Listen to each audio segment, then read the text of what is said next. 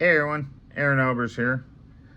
So in my last video, I talked about FAU football stadium and why it doesn't have a name. I kind of went into the history of Florida Atlantic University and the history of Boca Raton itself. And today I'm going to be talking about a more in-depth of the history of Florida Atlantic and Boca Raton and how they came to be what we know them as today. So per my last video, I kind of mentioned how Boca Raton was this small little town, village, whatever you want to call it, in the late 1800s, early 1900s, that was serviced by Henry Flagler's Florida East Coast Railway. And essentially, Boca Raton was a train depot because of the farms, fruit groves, fishing industry located there, and the small amount of people.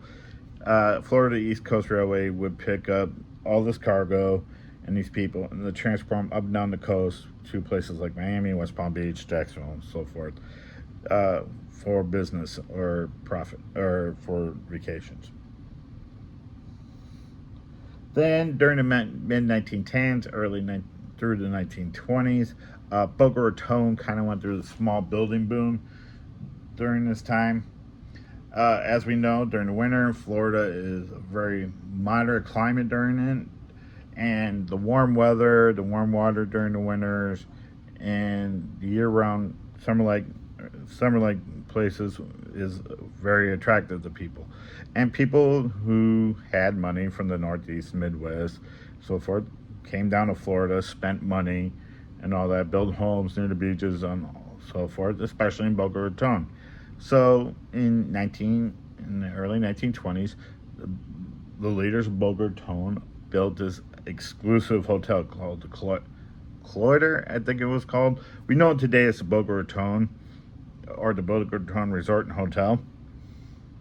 Right on the Coastal Waterway, right near to the beach. It has a golf course and has bungalows and so forth. And it was very exclusive for the rich clientele that it serviced. And Boca Raton began to become known as the playground for the rich and famous during this time. And the Florida land boom that started during this and through the 1920s died in 1926 due to unforeseen circumstances, but Boca Raton continued to plan for its future. Now, through the Great Depression and up to 1940, Boca Raton grew in population, but around this time had about 1,000 to 2,000 people living within its township. And it owned a small dirt airstrip that was operated by private operators, such as those people that had their own planes, and by the Yamamoto Farming Corporation, farming group, that owned the fruit groves and all sorts around Boca Raton and near Delray. And they would use the airfield to spray for bugs and their fertilizer and so forth. These farms were run by Japanese Americans who'd been here, so forth. But with it being the eve of World War II, the United States government was looking for bases to place across the United States, and from their experiences, Florida was the best place for this because of the year-round good weather. They could train year-round. The sunny skies would mean training could get done a lot more quickly in the event of war. So the government, being led by FDR, did what it always does. They came in, they kicked the Japanese Americans off the farms, seized the land through eminent domain, and began to build the airstrip in Boca Raton. However, America's entry into World War II on December 7, 1941, would make Boca Raton Army Airfield, as it was known back then, operational before it was officially completed. This is because of America's entry into World War II and the Germans' U-boat threat that began shortly after Christmas and that continued throughout the war off the Florida's East Coast, a necessity to get that airfield up and running. Coastal anti-submarine patrols began from there, and a couple of them would score direct hits on German subs sinking in there. The base also became a transit hub later on in 1942 and throughout the war for aircraft flying to and from the theaters of conflict, These aircraft would come from other bases, land in Boca Raton or Miami or Palm Beach. Then they would fly south to bases in the Bahamas, in the Caribbean, or South America, mainly Brazil, then hop over to Africa, then up in Africa, Northern Africa, Italy, and later on France. It became a training center for air crews, especially bomber pilots, that would take their bombers from here and go practice on bombing ranges that were located in Florida and throughout the southeastern United States.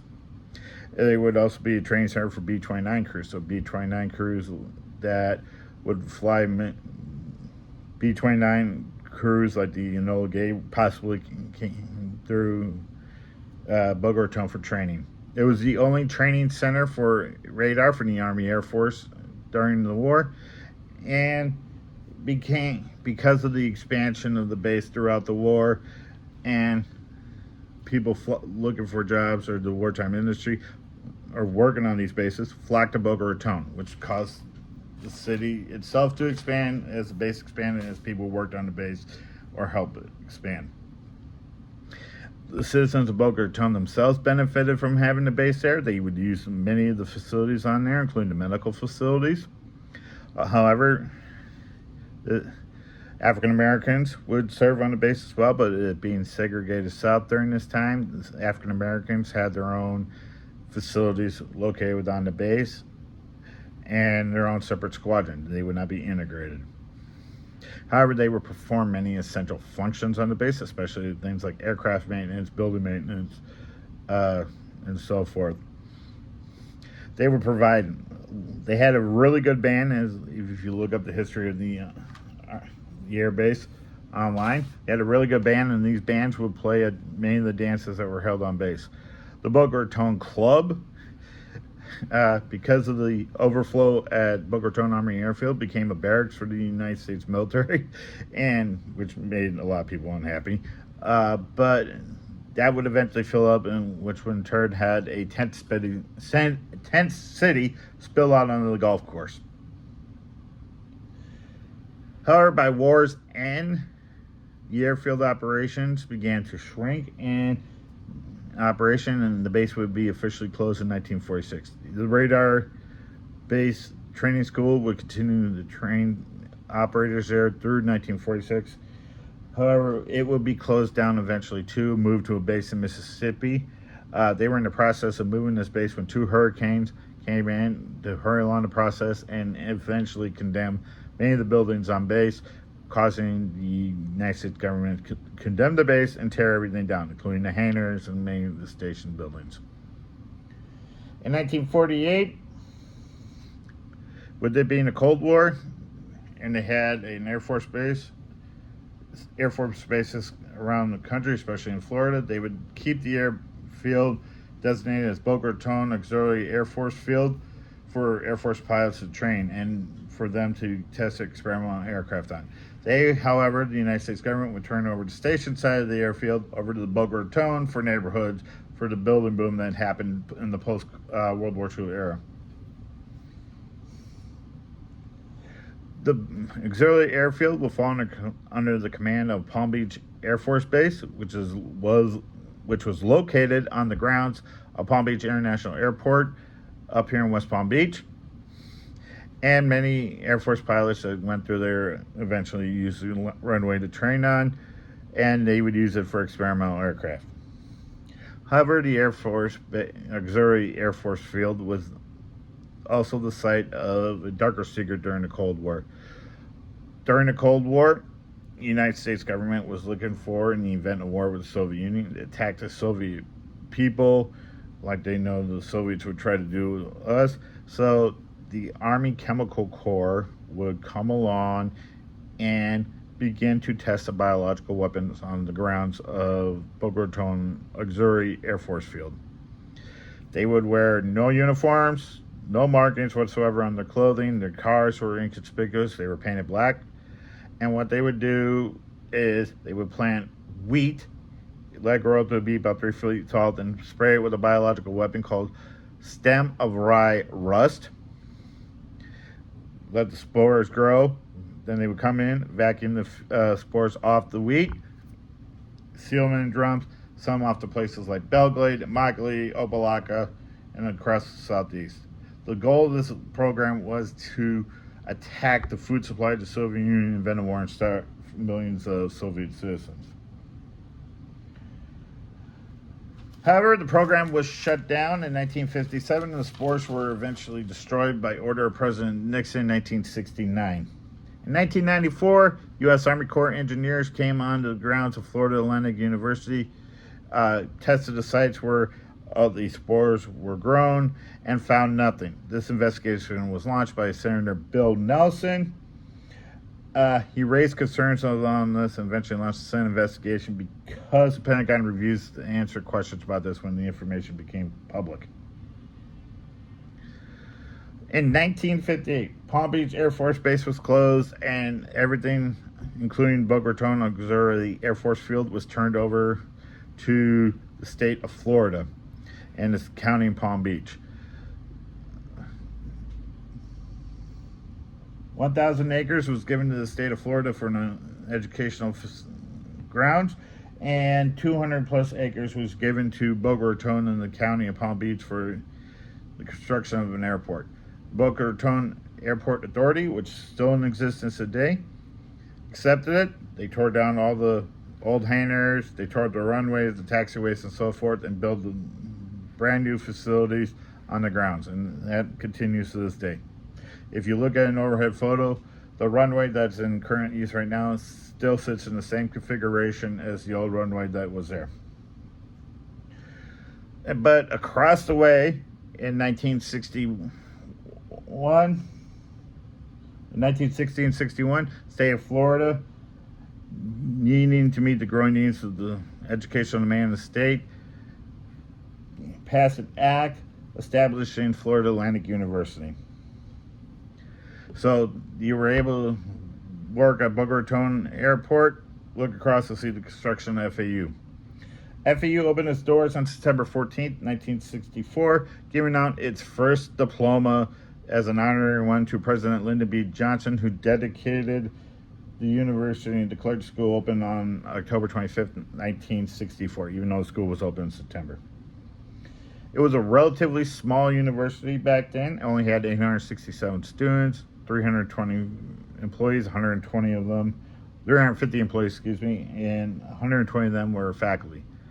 However, in 1965, Eloquent Hall was opened as the first on-campus student housing.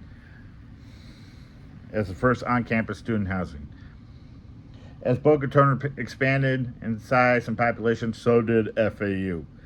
This was mainly an upper level division student, upper graduate, and postgraduate student school. But in 1971, as Florida's population continued to grow, so did the educational demand. So in 1971, Florida Atlantic, with the blessing of the Florida legislature, opened a campus on Fort Lauderdale and Commercial Boulevard, like I said, in 1971. The expansion of Florida Atlantic University continued through the 1970s and 1980s, when lower division students were admitted onto campus. These are basically your freshman, sophomore students. And housing also became more apparent on the grounds. As we know today, we still see some of that housing along the entryway, not Glades Road, but the next one, I can't remember off the top of my head. This led to another campus being opened in Fort Lauderdale off Los Olas Boulevard, as well as campuses being opened in Davie and Dania Beach, because the growing population in Florida meant that more students were going to school. The school needed to expand to meet these demands. However, the expansion would not be just limited to south. The expansion would continue north into northern Palm Beach County, with the Jupiter campus, known as John D. MacArthur, or the Honors College, would open in 1999. The now closed Port St. Lucie campus, which opened in 1994, and the acquisition through through the blessing of the Florida State Legislature of the Oceanographic Institute for Ocean Research at Harbor Branch through $44 million funds from the state, which allowed oceanographic research to begin at FAU.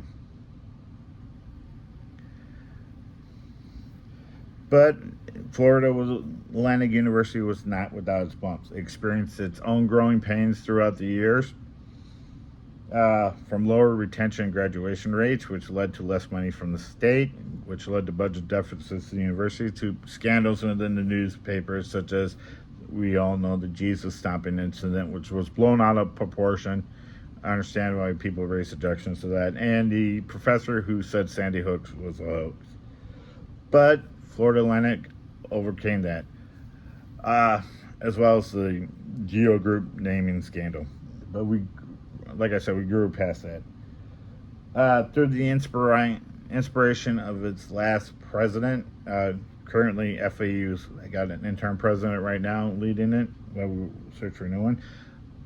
The inspirational leadership of our last president, Dr. John Kelly, he sought to change the way Florida Atlantic did business. He brought up the graduation rates, retention rates all rose, teamed up with research, and this led to more money from the state, which led to more buildings, more programs being instituted at Florida Atlantic University. Its athletic department, Florida Atlantic University's athletic department, which was founded in the early 1980s, continues to rise nationally. We all remember how Florida Atlantic men's basketball won during the March Madness run this year. FAU football was on the rise under Lane Kiffin. It's still on the rise with Smooth the American and so forth. They would take the name, the Owls, from the burrowing owls that are located throughout campus, and the burrowing owls that also made their homes in the hangars of the Army Air Base when it was here. Our alumni base has over 100,000 people who have graduated from our school, and we're proud to be called the Florida Atlantic alumni. Educational programs like our MBA Sports Management is nationally ranked, as well as our growing medical school, and our education program for teachers is one of the highest sought after programs in the state of Florida. So growing from 800 students in 5 colleges to today's university population size of 30,000 students from all across the country and around the world, and who go to school across 10 colleges, up and down in Florida's 120 miles of Florida's coastline. It's an amazing sight to see. And the university has no plans on stopping its rise. Our history of Florida Atlantic will continue to be written to this day. I know I was a little long-winded, and I looked at my paperwork a little bit more, but I meant to, but I wanted to give you a history of how Florida Atlantic came to be. So I want to wish everybody a good school year, and I'll see everybody down the line. Have a good one.